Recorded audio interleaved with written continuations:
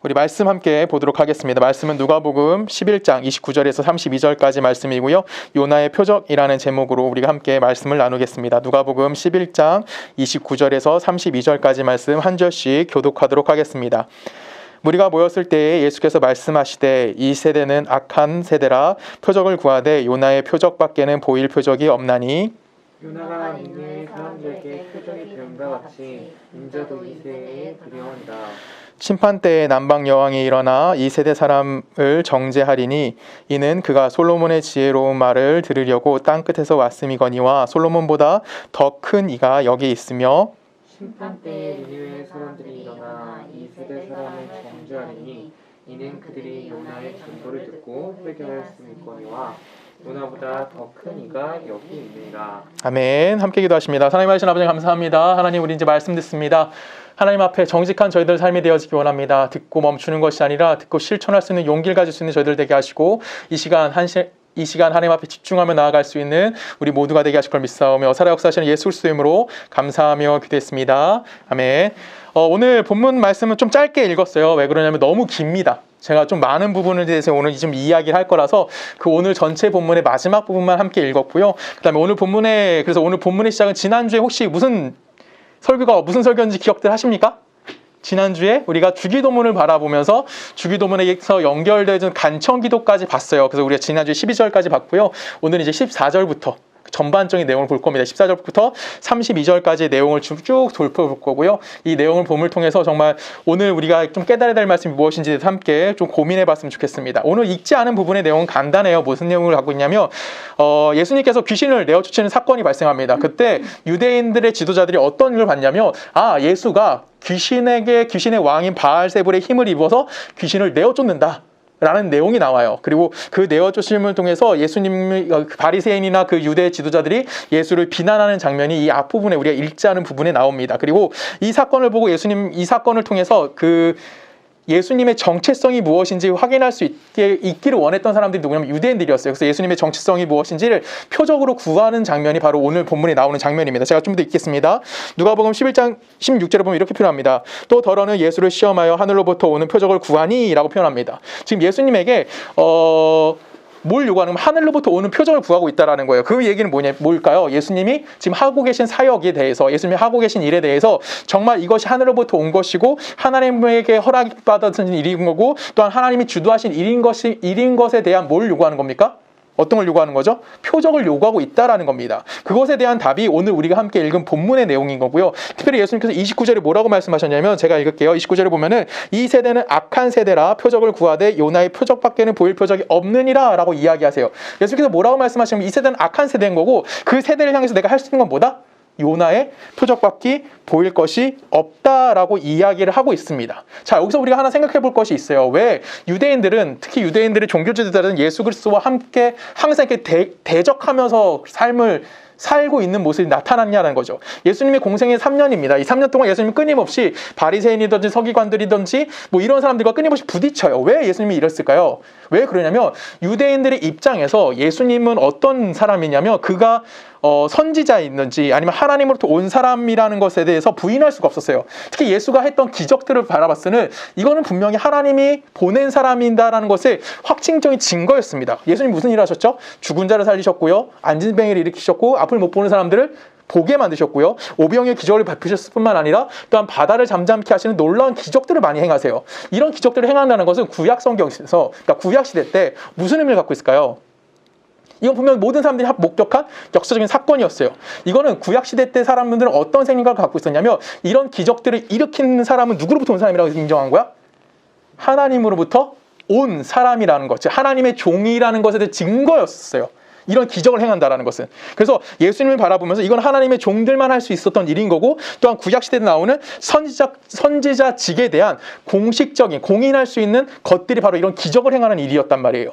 그래서 유대인들의 입장에서는 예수를 뭘로 볼 수밖에 없는 거야? 선지자로 볼 수밖에 없는 거예요. 그럼에도 불구하고 이 예수는 분명히 선지자도 더 큰 일을 합니다. 그럼에도 불구하고 유대인들과 뭐하죠? 대치가 이루어지고 있다는 거죠. 왜 유대인들과 이런 대치가 끊임없이 발생했을까요? 이유는 우리가 지난주도 이야기는 했습니다. 뭐냐면 유대인들은 누굴 기다리고 있죠? 메시아를 기다리고 있습니다. 근데 이 메시아를 기다리고 있는데 예수가 분명히 메시아와 같은 모습으로 와 있는데 지금 메시아라고 왔으면 뭘 해결해 줘야 되는 거죠? 그들이 당면한 문제를 해결해 줘야 되는 거예요. 지금 당장 경험하고 있는 어려움들을 뭔가 해결해 줘야 되는데 예수가 와서 딱 그 일을 하는 거 봤더니 뭐 하는 거 있어요? 자기를 돕고 있나요? 그렇지 않죠. 여러분 잘 생각해 볼게요. 구약 성경에서 수많은 선지자들이 나오고 수많은 사자들이 등장합니다. 아니면 뭐 하나님의 종이라는 사람들이 등장할 수도 있어요. 근데 이런 사람들이 등장할 때마다 어떤 일이 발생했을까요? 여러분들이 알고 있는 모든 구약에 나오는 역사적 사건들, 이것들은 다 선지자들이 일으킨 사건들이었고 사사들이 일으킨 사건이었어요. 대표적으로 뭐가 있을까요? 한 나라가 어려울 때 하나님이 사사를 부르십니다. 그리고 어떤 일이 발생하죠? 사사를 통해서 그 민족을 구원해내시는 사건이 발생을 해요. 하나님의 종이라고 선택되어진 모세 같은 사람도 애굽으로부터 뭘 했죠? 이스라엘 백성들을 출애굽시키는 역사를 이끌고 있던 사람이었어요. 선지자들은 또 어땠어요? 뭐 우리가 에스겔 선지자 같은 사람은 어떤 일을 했을까요? 그는 뭐 놀라운 기적을 베푸진 않았어요. 근데 에스겔 선지자 같은 사람은 무슨 일을 했냐면 이스라엘 백성들을 계몽을 한단 말이에요. 선지자가 오면 메시아급이 되는, 그러니까 선지자는 메시아 같은 개념이에요. 이런 메시아급이 되는 사람들이 나타나면 민족을 구원해낸다던가 아니면 민족의 사람들을 좀 계몽시켜서 그들에게 뭔가 새로운 패러다임을 제시해주던가 이런 걸 해야 되는데 지금 예수라는 사람은 어떤 일만 하고 있어요? 구약 성경의 기준으로 봤을 때 죄인이라고 할 수 있는 사람들과 뭐 하고 있어요? 만나고 있어요. 그들을 또 창기라고 무시하는 그 여인들과 예수는 함께 있어요. 그러면서 뭘 하고 있어요? 그들에게 하나님 나라가 무엇인지 이야기하고 있다는 거예요. 그들의 편만 들고요. 오히려 그들의 편이 아닌 누구의 편을 들어야지 예수님 인정받을 수 있는 거야. 누구의 편을 들어야 돼요? 유대 지도자들의 편을 들어줘야 돼요. 근데 오히려 유대 지도자들을 향해서 뭐를 향하고 있는 거죠? 오히려 그들과 함께는 항상 칼날을 세우시고 그들과 대적하시는 장면이 나왔다라는 거예요. 그래서 유대인들의 지도자들은 맨날 사사건건 예수님과 뭐합니까? 대치를 이루어요. 그래서 맨날 시비 붙이고요. 맨날 예수님의 정체성이 뭐냐? 넌 누구냐? 넌 누구로부터 왔냐? 이런 거 물어보고요. 예수님이 행하시는 그 모든 권위를 인정하지 않는다라는 겁니다. 그래서 그것에 대한 답이 오늘 예수님이 뭘 보여주신다고요? 요나의 표적을 밖에는 보여줄 수 없다라는 겁니다. 예수님에게 신적인 능력을 보여주세요. 당신의 권위가 정말 하나님부터 온 겁니까? 라는 그 질문 앞에 예수님이 유일하게 대답할 수 있는 건 누구밖에 없다? 요나의 표적밖에 없다라는 것을 오늘 본문을 통해서 우리들에게 이야기해주고 있다는 겁니다. 그럼 예수님께서는 이 요나의 표적을 통해서 누구의 정체성에 대해서 설명하시는 거예요? 예수 그리스도의 정체성이 무엇인지에 대해 설명해 주시는 거고요. 거기서 끝나는 것이 아니죠. 예수를 믿고 따라가는 우리의 정체성은 어떠해야 하는지, 즉 예수를 믿는 자의 정체성이 무엇인지를 확인하기 위해서 오늘 우리에게 주신 그 말씀이 뭐라고요? 요나의 기적이다라는 것을 여러분들이 잘 생각하셔야 됩니다. 단순하게 예수님께서 요나가 물고기 뱃속에 3일 동안 살았고 물고기 뱃속에서 올라와서 부활하셨습니다. 이런 짠 하는 그런 기적에 관련된 이야기가 아니라 예수의 정체성이 무엇이고 예수 믿는 자의 정체성이 무엇인지 이거에 대해서 오늘 저와 함께 한번 말씀을 통해서 고민해봤으면 좋겠습니다. 구약 성경에 보면 소선지서라는 부분이 있어요. 우선 요나에 대해서 좀 잘 알아볼게요. 요나는 소선지서에서 나오는 요나서라는 부분이 나오는 한 사람입니다. 그리고 이 사람은 기원전 8세기 사람이에요. 그럼 몇 년대 사람일까요? 몇 년도 사람일까요? 기원전 8세기 사람이면 700년대 사람이고요. 그 다음에 700년대 사람이면 그 북이스라엘의 지도자가 북이스라엘의 선지자였어요.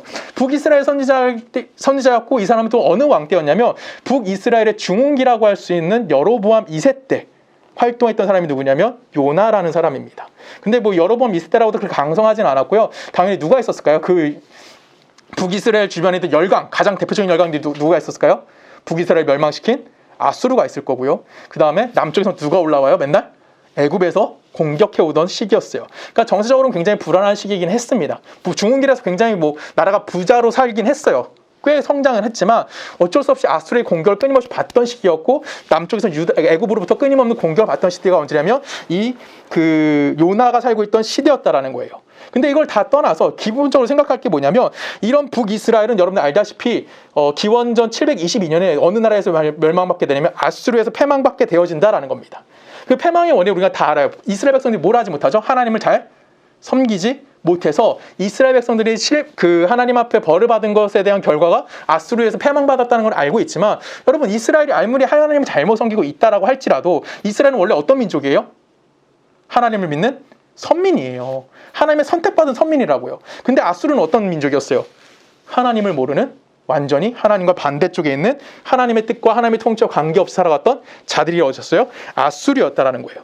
그런데 그런 아수르의 수도가 어디냐면 오늘 하나님이 요나를 보내신 니느웨라는 곳이 아수르의 수도였어요. 그러면 그 요나의 입장에서 니느웨라는 곳에 가서 복음을 회개하라고 말씀을 전할 수 있을까요? 없을까요? 없는 거예요. 쉽게 생각하면 오늘날 우리가 생각하면 일제강점기 때 어느 날 갑자기 오늘 주리가 왔으니까 주리를 예를 들게요. 주리가 잘 수 있으니까. 자, 오늘 주리가 와서 예배를 드리고 있어요. 자, 주리한테 오늘 하나님이 딱 내려온 거예요. 일제강점기예요. 지금 일제강점기 때 주리한테 갑자기 하나님이 나타나서 야, 너 그 일본 수도인 도쿄에 가가지고 복음을 전해! 라고 하면 주리는 가서 복음 전할 수 있을까? 쉽지 않은 거예요. 지금 요나한테 하나님이 뭐라고 얘기하는 거냐면 너의 가장 적대국인 아수르의 수도인 니느웨에 가서 거기에 하나님의 심판이 임할 거니까 너희들은 회개해야 합니다. 라고 외치라고 시킨 거예요. 근데 이걸 누가 거절하죠? 요나가 거절합니다. 그리고 요나는 하나님부터 그런 하나님의 말씀을 듣고 요나는 니느웨로 간 것이 아니라 어디로 갑니까? 어디로 가죠? 다시스라는 곳으로 이동을 하게 돼요. 분명히 그는 배를 타고 요빠라는 곳에서 배를 타고 다시스라는 곳으로 가게 됩니다. 여러분, 다시스는 오늘날의 어느 나라를 이야기하냐면 성경에서 꽤 중요한 동네예요. 어느 나라를 이야기하면 스페인이에요. 북이스라엘에서 스페인까지 거리는 어느 정도 될까요? 정답이에요. 3,200km 정도 된다 그래요. 정확하게 저도 재보진 않았지만 뭐 성경학자들이 얘기하면 3,200km 정도를 100길 3,200km예요. 100km, 3,200km면 어마어마한 거리거든요. 그 거리를 뭐 하는 거예요? 지금 이걸 도망가겠다고 요나는 배 위에 올라갑니다. 이때 여러분 어떤 일이 발생합니까? 배가 편안하게 가나요? 그렇죠. 처음에 편안하게 가요. 근데 어떤 일이 발생하죠? 풍랑이 일어납니다. 풍랑이 일어나고 사람들이 난리 나요. 그리고 이 풍랑이 누구 때문에 일어난 거지 하고 사람들이 뭘 하기 시작하면 제비를 뽑습니다. 누가 뽑히죠? 누가 뽑혀요? 그쵸, 요나가 뽑혀요. 아, 되게 똑똑해요, 우리. 자, 요나가 뽑힙니다. 그리고 그 요나가 뽑혔을 때, 여러분, 요나가 왜 물에 던져진지 아세요? 요나가 왜 물에 던져졌을까요? 그리고 요나가 왜 물에 던져져요? 그쵸? 그때 물에 빠뜨려 달라고 누가 요청하냐면, 요나가 그 사람들에게 요청을 해요. 요나의 원대로 요나를 물속에 빠뜨립니다. 그때 어떤 일이 발생했죠? 풍랑이 잠잠해지고요. 요나는 어디로 가요? 요나는 물고기, 하나님이 준비하신 물고기 뱃속으로 들어갑니다. 그리고 잘 알다시피 그 물고기 뱃속에 들어간 요나는 며칠 동안 물고기 뱃속에 삽니까? 3일 동안, 사흘이라고 그러죠. 이 사흘이라는 시간 동안 예수 그리스도의 부활과 관련된, 그래서 우리가 많이 이야기는 하지만 오늘 그 본문에 나오는 요나의 표정은 이런 얘기를 하는 건 아니에요. 자, 요나가 물고기 뱃속에 들어가서 이제 드디어 무슨 경험을 할게? 사흘이라는 시간이 지난 후에 하나님 앞에 요나가 회개하기 시작해요. 우리 성경을 좀 같이 읽어볼까요? 요나서 2장 5절입니다. 제가 한 절, 여러분들 한 절 교독할게요. 물이 나를 영혼까지 둘러싸우며 기품이 나를 애워싸고 바다풀이 내 머리를 감쌌나이다. 내가 산의 뿌리까지 내려갔사오며 땅이 그 뒷잠으로 나를 오래도록 막았사오나 나의 하나님 여호와여 주께서 내 생명을 구덩이에서 건지셨나이다. 내 영혼이 내 속에서 피곤할 때에 내가 여호와를 생각하였더니 내 기도가 주께 이르렀사오며 주의 성전에 미쳤나이다 라고 얘기합니다. 지금 요나가 무슨 기도하는 거죠? 나 힘들어요 하나님, 내가 하나님 앞에 잘못했어요, 나 용서해 주세요 라는 하나님 앞에 무슨 기도를 하는 겁니까? 회개 기도를 하는 겁니다. 자, 여기서 우리가 고민할 내용이 하나 있는 거예요. 뭐냐면 요나는 왜 죽음의 위기 앞에 섰을 때에 가서야, 죽음의 위기 앞에 가서야만 하나님 앞에 회개 기도를 했을까라는 생각을 해봐야 되는 겁니다. 오늘 우리는 이걸 좀 이해해야 되는 거예요. 요나는 왜 그때 가서 회개 기도했을까요? 요나는 어떤 사람일까요, 여러분? 우리 성경을 통해서 계속해서 좀 읽어볼까요? 요나서 1장 9절이에요. 한 절씩 읽을까요? 그가 대답하되 나는 히브리 사람이요 바다와 육지를 지으신 하늘의 하나님 여호와를 경외하는 자로라 하고, 자기가 여호와의 얼굴을 피하는 줄을 그들에게 말하였으므로 우리가 알고 심히 두려워하여 이르되 네가 어찌하여 그렇게 행하였느냐. 자, 요나가 지금 뭐라고 얘기하고 있습니까, 여러분? 나는 히브리 사람이다. 이미 요나는 뭘 긋고 있는 거예요? 그들과 경계를 맺고 있어요. 근데 히브리 사람인데 나는 어떤 히브리 사람이래요? 바다, 육지, 천지를 창조하신 하나님을 경외하는 자다. 니들은 하나님 모르지? 나는 근데 누구를 알아요? 나는 히브리 사람에서 뭘 하고 있다고 얘기하는 거야? 이 세상을 창조하신 하나님을 섬기는 자야 라는 것을 사람들이 이야기하고 있다는 거예요. 그럼 지금 요나의 기본적인 생각은 뭘 깔고 있는 거냐면 나와 너의 차이점에 대해서 이야기하는 거죠. 어떤 차이점이에요? 너희는 하나님 몰라, 난 하나님 알아. 지금 요나 그 생각 가운데 가득한 사람이라는 거예요. 그것이 지금 요나를 표현하는 성경적 이야기인 겁니다. 거기서 끝나지 않아요. 아까 12절 같이 읽어볼까요? 시작.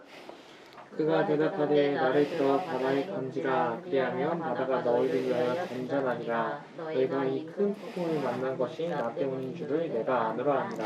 자, 요나가 뭐라 그래요? 나 바다에 던져. 그러면 너희들 뭐 할 수 있어? 살 수 있어. 지금 그 얘기를 하고 있는 거예요. 지금 요나는 무슨 얘기를 하는 거예요? 이 세상을 창조하신 하나님이 나를 바다에 던지면 너희들 문제되지 않아. 그 하나님이 이 어려움 다 해결해 주실 거야. 나를 바닷속에 던지면 지금 너희들 경험하고 있는 어려움들 다 해결될 수 있으니까 걱정하지 마. 지금 요나가 지금 강조하고 있는 건 뭐냐면 나는 누구의 편이다? 하나님의 것이고 너희들은 하나님과 관계없는 자들이야. 지금 이 모든 일들은 누구 때문에 발생한 거야? 나 때문에 발생한 거야 라고 이야기하는 거예요. 요나는 무엇을 강조하고 있는 거냐면 자기가 이스라엘 백성으로서 이방 민족과 차이점을 강조하는데 그들이 그 차이점은 뭐예요? 나는 누구다? 선민이다. 하나님 앞에서 선택받아준 선민으로 있는 거고 나는 이 세상을 창조하신 그 위대하신 하나님, 창조주 하나님을 섬기고 있는 우월감 속에서 뭘 확인하고 있는 거예요? 자기의 정체성을 확인하고 있다는 거예요.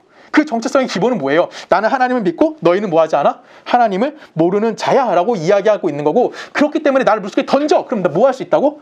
풍랑이 잠잠해진다고요. 그럼 나를 물속에 던져서 풍랑이 잠잠해지는 거는 결론적으로 요나가 뭘 확인받고 싶은 거야? 요나를 향한 하나님의 신적 능력이 있다는 것을 확인받고 싶은 거예요. 쉽게 말하면 요나가 무슨 사람이라는 거, 하나님의 백성이라는 사실을 신적인 것을 확인받고자 하는 마음이 요나 마음속에 있었다라는 겁니다. 결론적으로 궁극적으로 자기 정체성을 매우 긍정적인 방법으로 찾아가는 것이 아니에요. 자기 정체성 긍정적으로 찾아간다는 건 뭐예요? 내가 누군가를 돕는다던가 내가 선행을 한다던가 아니면 내가 내 자신 개발함을 통해서 주변 사람들 내가 어떤 사람인지 알리는 것이 뭐예요? 그것이 바로 긍정적인 자기 정체성의 확인 방법이에요. 근데 요나는 어떤 정체성을 확인하죠? 남과 비교하는 겁니다. 남과 비교해서 뭐 하는 거예요? 남이 가지고 있지 않은 그걸 갖고 비판하는 겁니다. 대표적으로 우리는 언제 그런 걸 많이 하죠, 여러분? 언제 그런 거 많이 하십니까? 여러분 밥 먹을 때 친구들 만나서 가장 많이 하는 게 그거 아니에요? 여러분 친구들 만나가지고 친구들 너 그거 들어봤니? 주리가 그렇게 예뻤대, 주리가 그렇게 좋대 이런 얘기 해요? 안 하죠. 우린 만나면 무슨 얘기만 해요? 주리 또 헤어졌대? 아이고야 맨날 이런 얘기만 하는 거예요. 우리 왜 그러죠? 그런 걸 통해서 우리는 뭐 하는 거냐면 제가 가지고 있지 못한 거, 남이 가지고 있지 못한 거, 내가 가지고 있는 걸 통해서 나를 드러내는 것이 아니라 왠지 그렇게 얘기하면 우리는 뭐 하는 것 같아? 그냥 지자랑하는 것 같잖아. 그래서 그렇게 하지 않아요. 우리는 어떻게 하죠? 남이 못 가진 걸 가지고 뭐 하는 거죠? 그 사람을 비판합니다. 대표적으로 누가 또 그런 일을 할까요? 목사님들 그런 일 되게 많이 해요. 지난주도 얘기했죠. 우리 보통 만나면 뭐예요? 남 비판해요. 그러면 비판함을 통해서 그 사람이 잘못됐고 그 사람이 옳지 못하니까 나는 뭐 하는 거야? 나도 겁나 못하면서도 뭐라고 얘기하는 거예요? 나는 저들과 다르다고 얘기하는 거예요. 그들이 가지고 있지 못한 건 난 뭐 하고 있어? 가지고 있다라고 이야기하고 있는 것이 바로 우리가 뭐 하는 거예요? 우리의 자기 정체성을 확인하는 방법이라는 겁니다. 이건 마치 누가 지금 동일한 거예요? 요나가 하나님을 믿는 나와 하나님을 믿지 않는 너희들 간의 차이인 거예요. 그리고 이 남이 가지고 있지 못한 것을 가지고 요나는 자기가 무엇을 가지고 있어요? 하나님이라는 걸 갖고 있는 거예요. 그래서 그 하나님이라는 걸 갖고 있기 때문에 자신을 통해서 뭔가 다른 일이 항상 이루어져야 되는 거예요. 누구와? 저들과 비교했을 때. 하나님이 없는 자들과 비교했을 때 자기는 좀 더 나은 삶이 있어야 되는 거고 자기를 통해서 뭔가 구별되어지는 것이 필요하다고 이야기하는 겁니다. 근데 문제가 발생해요. 하나님이 누구한테 가라고요? 누구한테 가래요 지금? 어느 지역으로 가래요? 니느웨로 가라는 거예요. 니느웨는 어느 민족이라고요? 아수르의 수도라고요. 이 아수르의 수도가 원수라서 요나가 안 간 걸까요? 아니죠. 요나는 분명히 구분되기 원했던 거예요. 무슨 구분이 되길 원한 거야? 하나님을 믿는 자를 통한 하나님의 구원하심이 있는 건 당연한 거예요. 자기 안에만 그것이 있어야 되는 거예요. 근데 지금 당장 하나님 뭐 하시겠대? 니느웨로 가서 네 땅이 회개해야 되고 하나님의 저주가 하나님 심판이 임할 거니까 모두 다 회개해야 된다고 이야기하는 거예요. 그곳에 무엇이 있다고 얘기하는 거야? 그곳에도 하나님의 구원이 있다라고 이야기하는 거예요. 그 요나가 그 얘기를 듣고 이해할 수 있을까 없을까? 요나는 그걸 거부하는 거예요. 뭘 거부하는 거냐면 하나님과 나 사이에서만 존재해야 되는 거. 내가 가지고 있는 거 저는 가질 수 없는 거. 근데 그 안에도 뭐가 있다라는 거예요? 하나님이 있다고 지금 강조가 되어지는 거예요. 하나님과 관계없이 살아가는 아수르 지역에도 니느웨 땅 사람에게도 하나님이 존재할 수 있고 하나님이 그들을 구원해 주겠다 이야기하는 거예요. 그래서 요나는 그걸 거부하고 어디로 간다고요? 다시스로 도망을 간 거예요. 왜? 나만 갖고 있어야 되니까 그거는. 저 사람들 갖고 있으면 안 되는 거기 때문에. 나만 이걸 찾아야 되는데. 그렇게 구분하는 겁니다. 그래서 요나는 하나님의 명령을 뭐 한 거예요? 피해서 도망가 버린 거예요. 하나님의 명령에 반발한 거고요. 내가 그들과 차별성을 가지려고 노력했던 거고요. 그들을 정지할 수 있는 상대성이 필요한 거예요. 근데 지금 요나가 도망가다가 어디로 빠지게 됩니까? 물고기 뱃속으로 들어가게 돼요. 그리고 물고기 뱃속에서 요나는 무엇을 경험하냐면 하나님으로부터 공급되는 것이 단절되어졌다는 걸 경험하게 됩니다. 그것이 뭐죠? 바로 죽음의 위기 앞에 서게 된 거예요. 이것이 이해 가십니까, 여러분?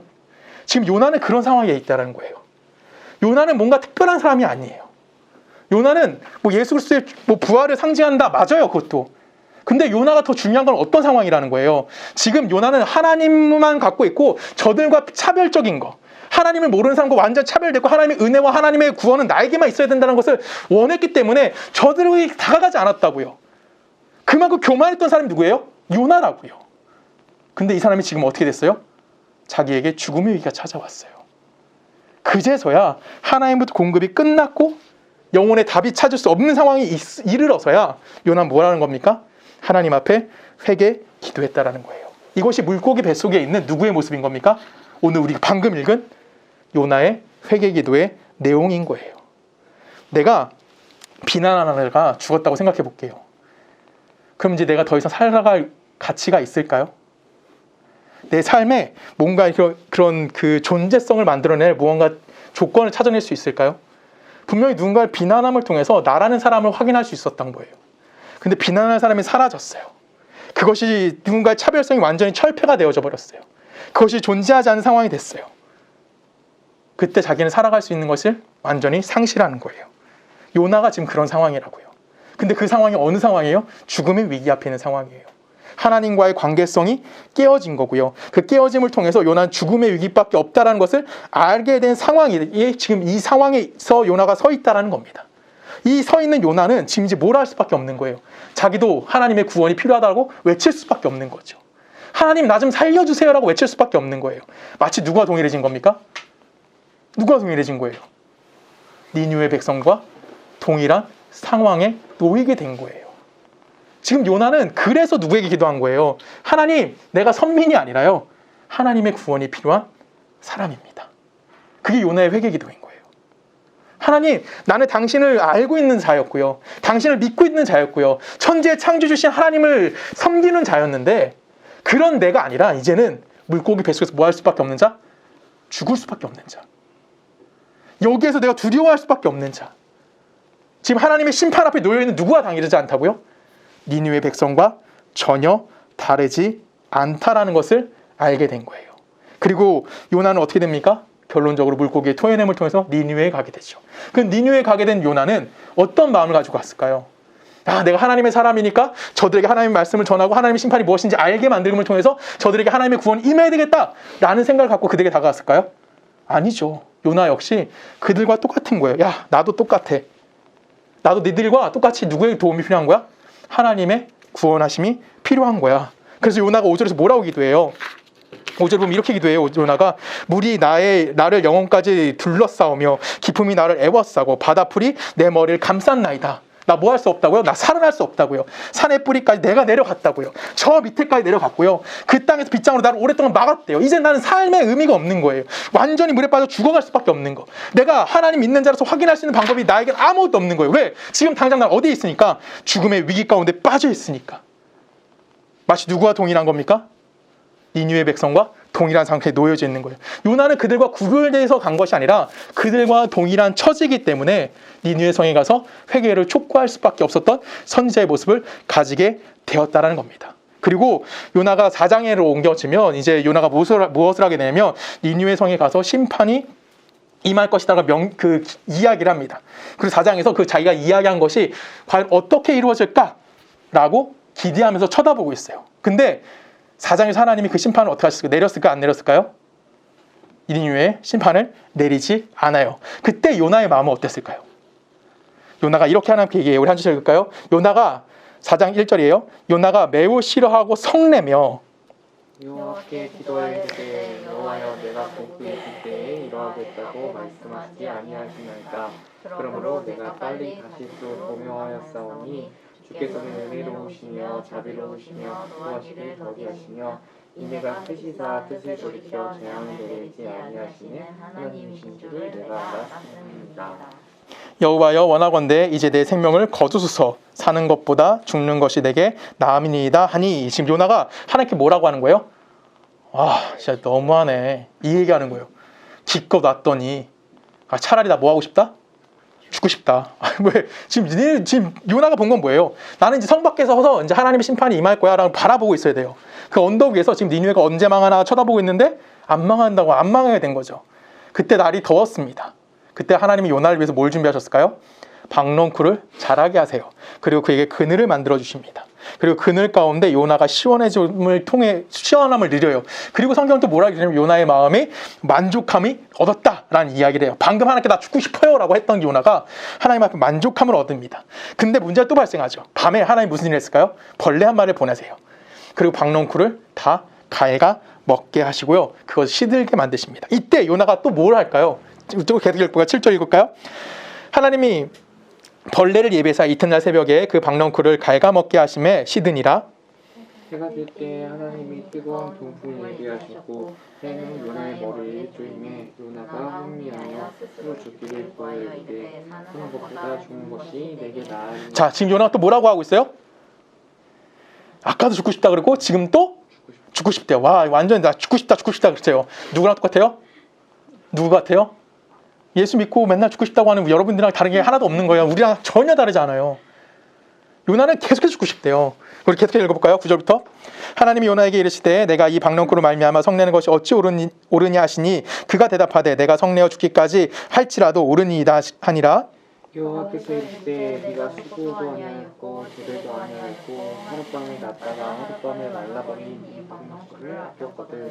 하물며 이 큰 성읍 니느웨에는 좌우 분변하지 못하는 자가 12만 명이요 가축도 많이 있으니 내가 어찌 아끼지 아니하겠느냐 하시니라 하고 뭐가 끝나요?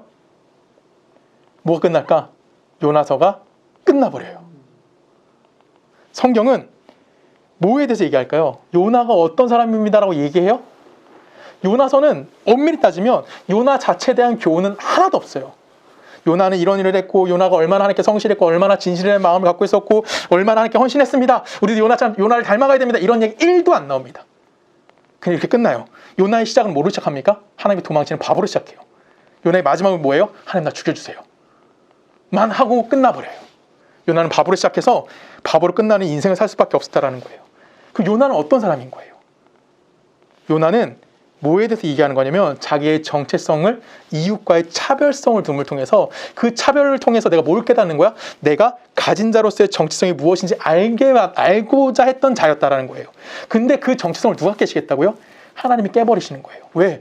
그들과 너가 차별이 없이 내가 그들 모두를 뭐 하겠다? 품어주겠다 라고 이야기하니까 요나는 뭐한 자가 된 거냐면 다시스로 도망가는 하나님의 뜻을 거스를 수밖에 없는 자가 된 거예요. 이 거스를 수밖에 없게 된 것은 결론적으로 나라는 존재성을 인정하려면 누가 필요한 거야? 하나님을 모르는 저 백성들이 필요했던 거예요. 내가 하나님을 믿고 있다는 것을 강조하고 싶다며 내가 하나님을 믿는 자로서는 걸 이야기하려면 누가 필요한 거야? 저들이 필요했다고요. 근데 하나님 뭐 하겠다고? 하나님 뭐 하겠다고? 전혀 중요하지 않아. 그들이 하나님을 모른다고 할지라도 그들이 나를 모른다고 할지라도 나는 누구의 하나님 될 거야? 나는 저 사람들의 하나님이 되겠다라고 이야기하는 겁니다. 그리고 요나는 어디 빠져요? 물고기 뱃속에 들어가요. 누구와 분리가 이루어져요? 하나님의 선민이라는 그 자기의 관심성과 자기가 살고 있는 모든 하나님의 영역 안에 있던 모든 것들에서부터 하나님으로부터 쉽게 말하면 무엇이 이루어지는 겁니까? 분리가 이루어지는 거예요. 그래서 누구와 동일해지는 거냐면 하나님을 모르는 자와 하나님을 거부했던 자와 요나가 동일한 처지에 놓이게 되어진다라는 겁니다. 이 처지는 좋은 자리입니까? 이 처지는 복된 자리일까요? 이 처지는 누구든지 가고 싶어하는 자리일까요? 아니에요. 근데 누가 이 자리에 오십니까? 예수 그리스도가 이런 처지에 이런 자리에 오셨다라는 거예요. 예수님이 누구로부터 버림받은 자리에 오신 거예요? 그러면 하나님으로부터 버림받는 자리에 오신 거고요. 하나님으로부터 그러니까 세상으로부터 멸시당하는 자리로 예수님이 오실 수밖에 없던 거고요. 여러분 잘 알다시피 예수의 인생은 어떻게 결말이 이루어지죠? 예수님이 십자가에서 죽음으로 그 인생이 끝나는 것을 우리는 다 알고 있다는 거예요.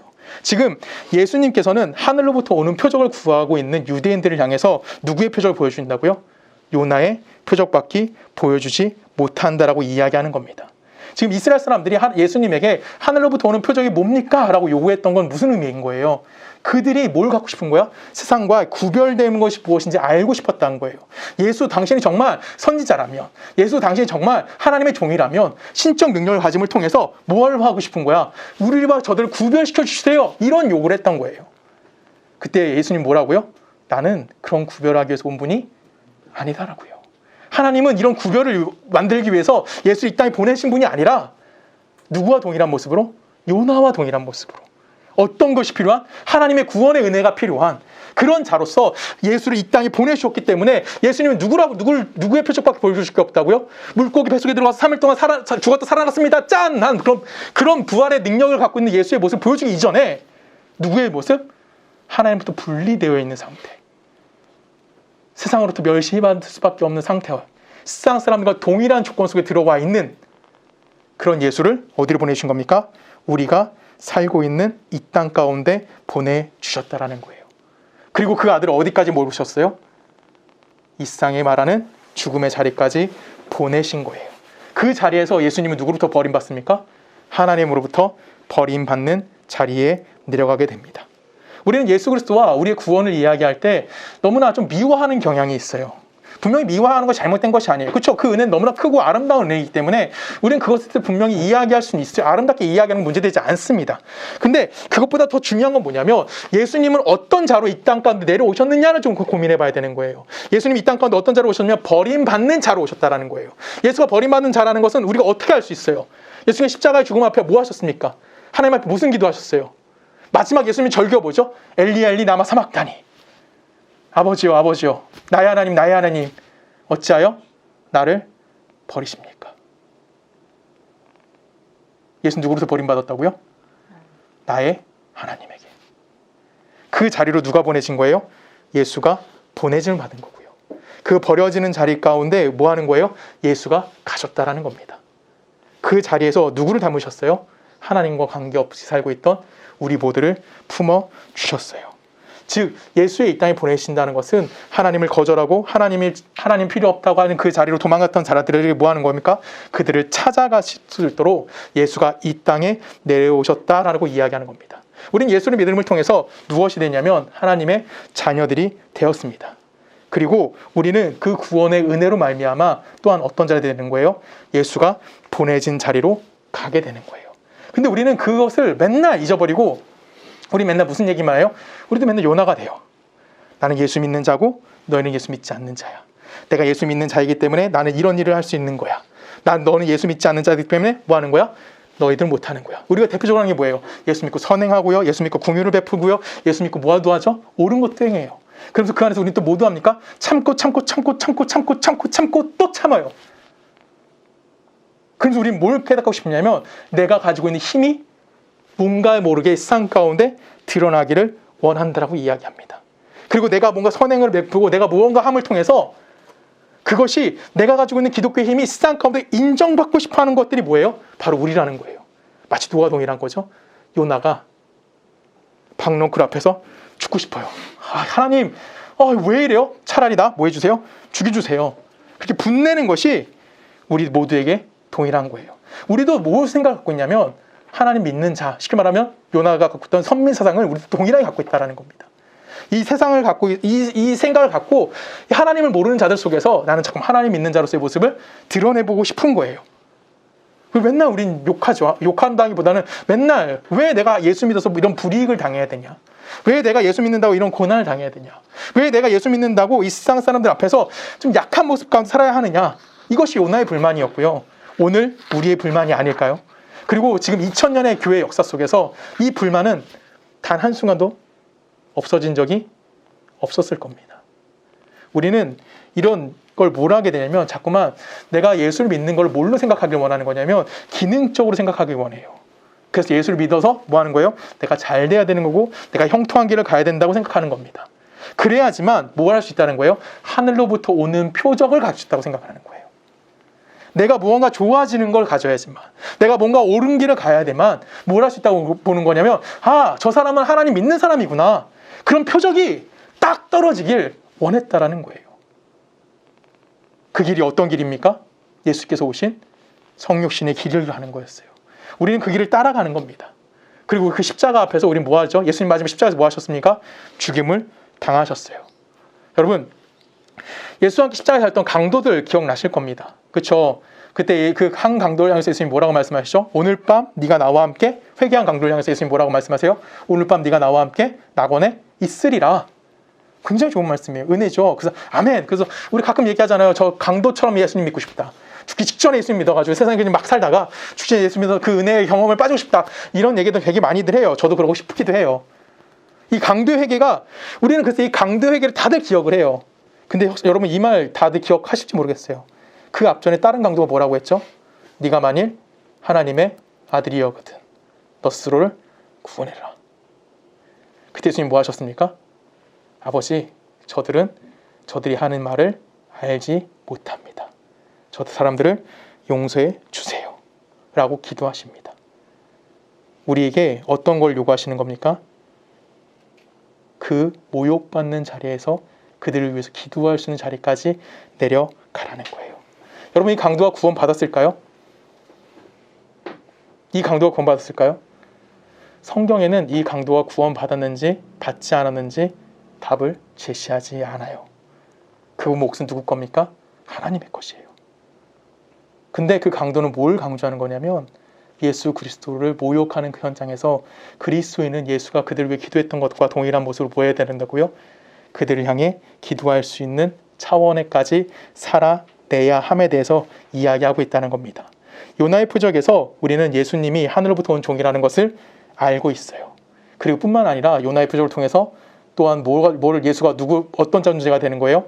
하나님으로부터 버림받은 자로서 온 것을 읽어내실 수 있어야만 하는 겁니다. 우리 고린도후서로 가볼까요? 4장 10절입니다. 한 절 읽습니다.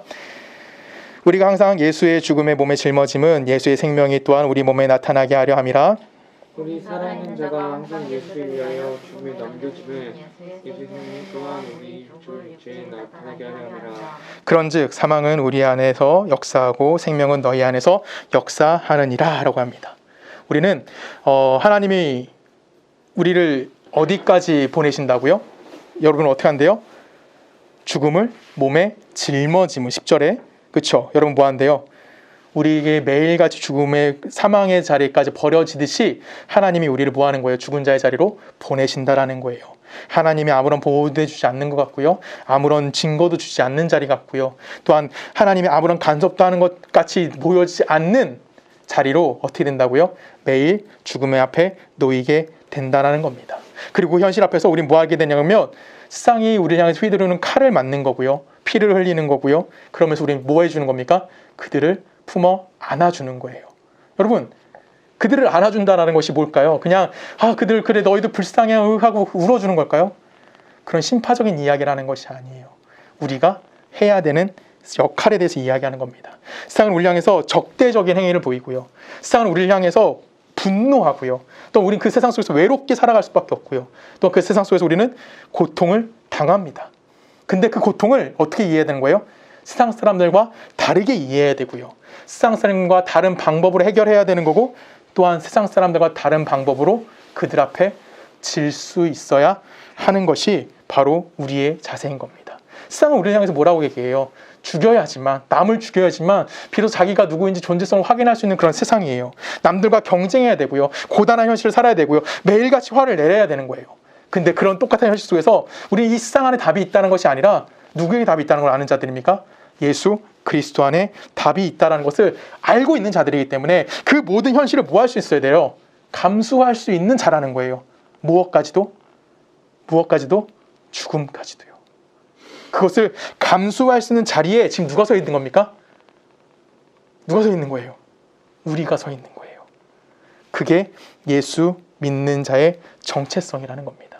세상은 목소리 큰 사람이 이겨요. 세상은 힘이 센 사람이 이기고요, 세상은 설득 잘하는 사람이 이기고요, 세상은 강요를 잘하는 사람들이 이길 수 있어요. 근데 우리는 어떻다고요? 그런 모습으로 서 있지 않는 겁니다. 예수님이 어떻게 하셨습니까? 우리에게 구원을 베풀어 주셨어요. 그 구원의 은혜는 우리에게 강요하셨습니까? 우리에게 강하게 이야기하셨나요? 아니에요. 뭐 하셨습니까? 우리를 섬겨 주셨다라는 거예요. 우리는 그 자리에 서 있는 겁니다. 우리가 받은 은혜가 누구에게? 다른 사람에게 전해질 수 있도록, 하나님의 마음이 어떤 건지 알릴 수 있도록 우리의 삶의 자리가 거기에 있다라는 거예요. 우리가 그런 은혜를 받은 자들이기 때문에 우리 안에 우월감이 가질 수 있을까요?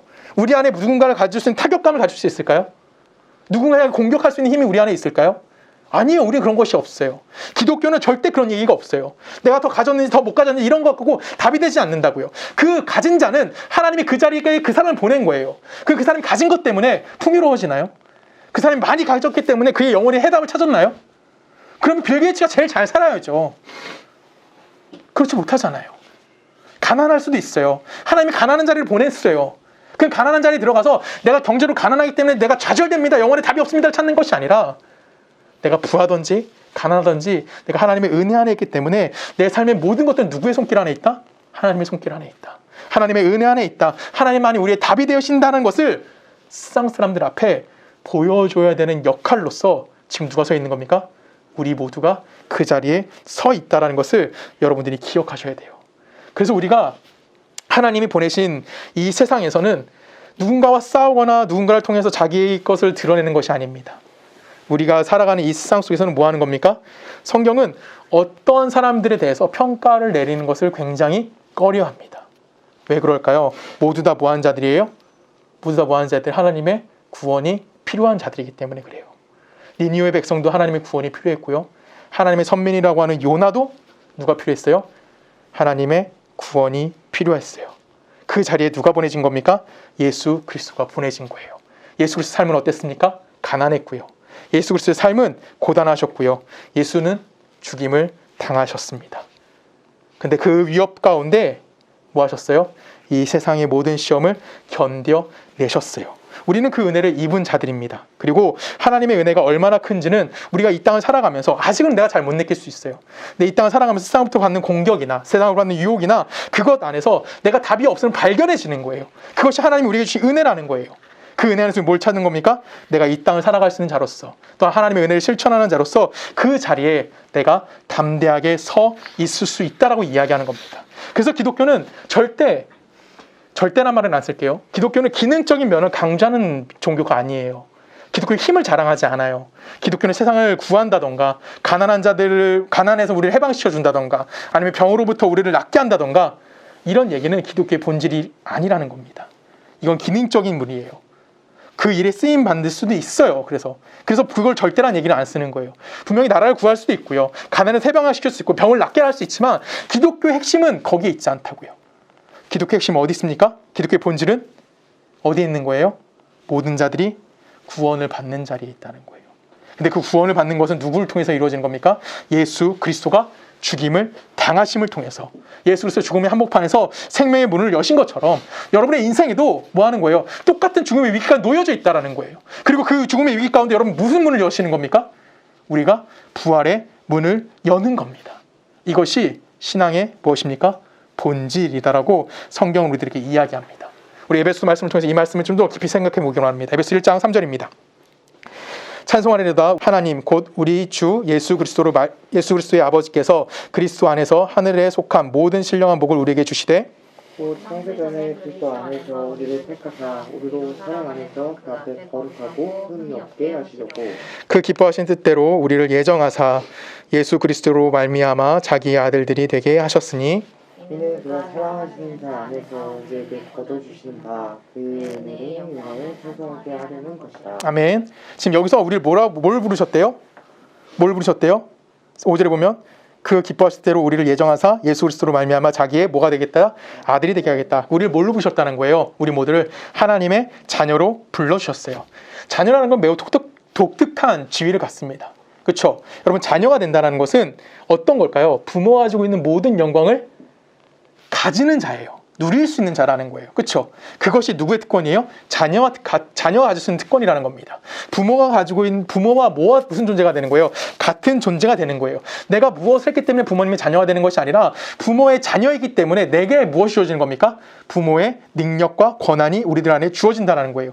그렇기 때문에 하나님의 자녀가 되었다라고 얘기하는 것은 우리가 무언가 했기 때문에 여러분들에게 하나님의 자녀가 되는 권세가 준 것이 아니라, 성경 뭐라고 얘기해서 그 기뻐하신 뜻대로 우리를 예정하사 예수를 보내주셔서 우리에게 예수를 예수를 믿게 만들어 주셨고 그 예수의 은혜 안에서 여러분 뭐 했다고요?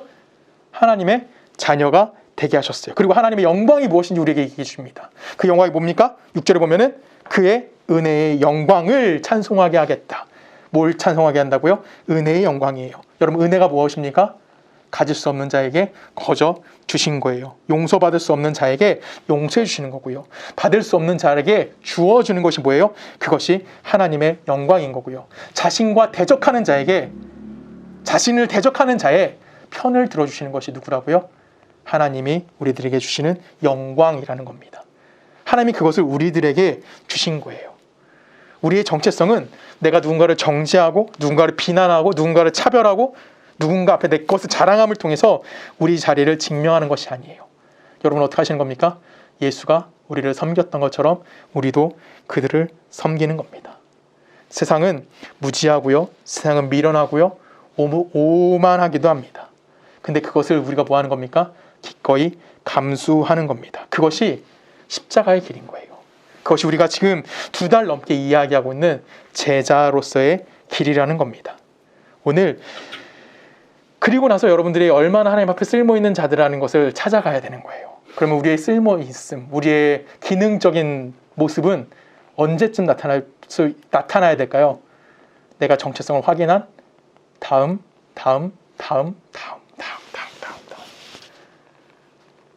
지금 당장 하나님 앞에 무언가 내가 이런 일을 합니다라고 해서 나의 정체성을 드러내지 마십시오. 드러낼 수도 없고요. 그 안에 정체성을 찾아낼 수도 없는 겁니다. 우리의 현실적인 쓸모는 언제 찾아낼 수 있는 거냐면 내가 인간의 존재성이 무엇인지를 알게 되었을 때 그때 가서야 내가 뭘 할 수 있는 거예요? 현실적으로 쓸모있는 자가 된 거고요. 내 영혼의 문제가 하나님의 자녀로서의 삶 안에서 내게 어떻게 주어지는지를 경험하고 그것을 깨달았고 그것이 하나님의 은혜의 손길 안에서 어떻게 내 인생을 복되게 만들어주는지를 알게 되었을 때 그때 우리 뭐가 될 수 있는 거냐면 성도로서의 무언가 역할을 감당할 수 있게 되어지는 겁니다. 그 세상 사는 것은 예수 믿고 사는 것은 만만치 않은 문제입니다. 세상은 여러분들이 신앙생활 할 수 있도록 내버려 두지 않아요. 여러분들이 하나님의 제자로서의 길을 따라가는 것을 그냥 방치하지 않습니다. 끊임없이 여러분들 공격할 겁니다. 왜요? 우리가 예수를 닮아가는 것을 누가 제일 무서워할까요? 이 세상이 가장 무서워하기 때문에 그래요. 세상이 가장 크게 반대하는 거기 때문에 그렇습니다. 근데 우리는 어디서 벗어날 수 없는 자들입니까? 십자가의 길에서 벗어날 수 없어요. 왜? 이미 예수를 믿었고요. 그 예수의 은혜 안에 살아가고 있는 자들이기 때문에 우리는 이 삶을 살아갑니다. 그리고 이 세상 가운데 분명히 좋아 보이는 게 너무나 많아요. 근데 그것이 우리에게 대안이 될 수 없다는 것을 우리 이미 다 알고 있는 자들입니다. 우리의 삶은 그 길을 걸어가고 또 걸어가고 또 걸어가는 거예요. 우린 그 삶의 그 길에 초대받은 자들이고요. 그 길로 부름받은 자들이 바로 우리 모두라는 것을 여러분이 꼭 기억하셨으면 좋겠습니다.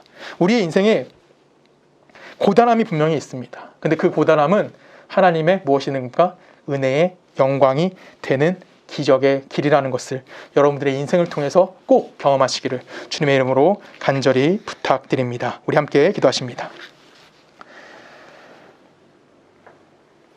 사랑의 많으신 하나님, 주님의 은혜 감사합니다. 당신이 하늘로부터 온 자임에 대해서 증거를 요청했던 자들을 향해 예수가 보여줄 수 있었던 것은 요나의 표적뿐이었습니다. 요나는 분명히 하나님을 알고 있었던 자였지만 그 안에 구원이 필요하다는 것을 깨닫게 됐고 그는 니느웨로 가서 심판에 대한 경고의 말씀을 전할 수 있었습니다. 하나님, 오늘 우리도 요나와 동일한 삶을 살고 있지 않은지 돌아보기 원합니다. 예수 그리스도가 우리를 위해 이 땅에 내려오셨고 하나님도 버림받은 자리에서 하나님의 영광을 만들어내셨던 것처럼 오늘 우리도 하나님으로부터 공급되어지는 삶이 무엇이며 내가 그리스도로서 이 땅 가운데 어떠한 자세를 가지고 살아야 되는지에 대하여 고민하며 또한 그것을 경험하며 하나님의 영광의 찬송이 되어져가는 그 길을 살아낼 수 있는 우리 모두가 되어줄 수 있도록 우리와 함께하여 주시옵소서. 이제는 우리 주 예수 그리스도의 은혜와 성부 하나님의 사랑과 성령님의 내주되심이 예수가 보여준 섬김의 자리에서 그 섬김의 자리를 동일하게 걸어가기를 소원하는 우리 모든 서초동네교회 성도님들의 삶과 그들의 가정과 그들의 직장과 그들의 삶의 터전을 닦고 있는 모든 나라들 가운데 지금부터 영원히 함께 하시기를 간절히 축원하옵나이다.